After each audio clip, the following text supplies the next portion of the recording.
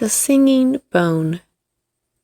In a certain country there was once great lamentation over a wild boar that laid waste to the farmers' fields, killed all the cattle, and ripped up people's bodies with its tusks.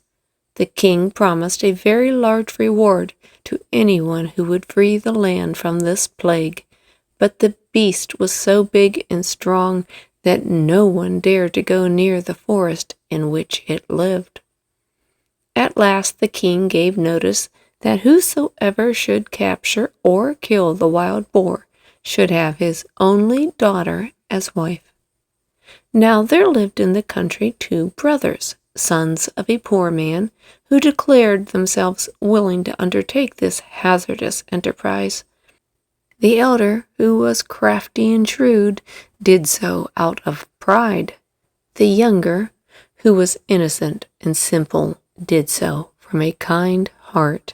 The king said, "In order that you may be more sure of finding this beast, you must go in the forest from opposite sides." So the elder went in on the west side, and the younger on the east. When the younger had gone a short way, a little man stepped up to him.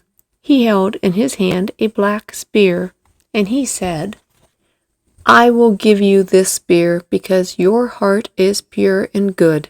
With this you can boldly attack the wild boar, and it will do you no harm." He thanked the little man, shouldered the spear, and went on fearlessly.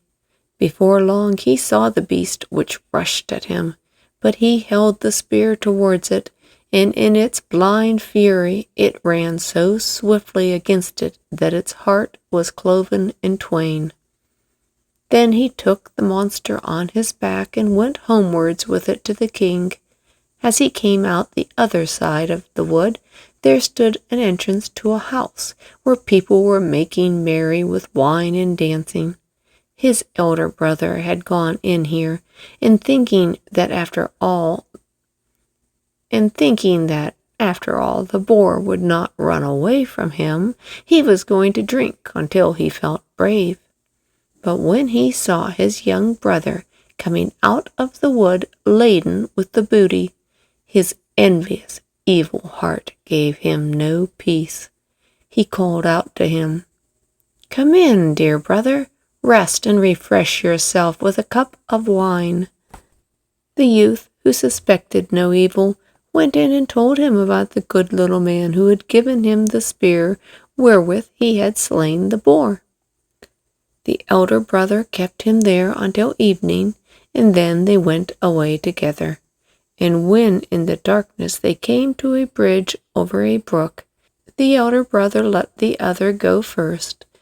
But when he was halfway across, he gave him such a blow from behind that he fell down dead. He buried him beneath the bridge, took the boar and carried it to the king, pretending that he had killed it, whereupon he obtained the king's daughter in marriage.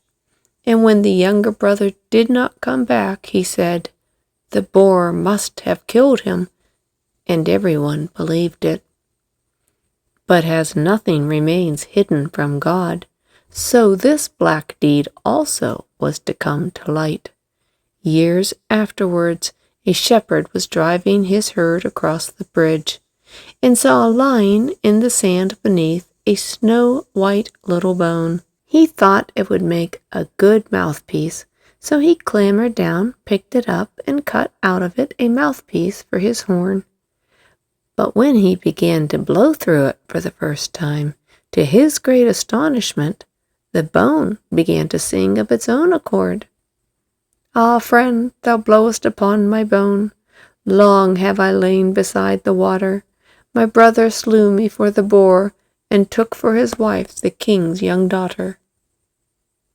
"What a wonderful horn," said the shepherd. "It sings by itself. I must take it to my lord the king." And when he came with it to the king, the horn again began to sing its little song.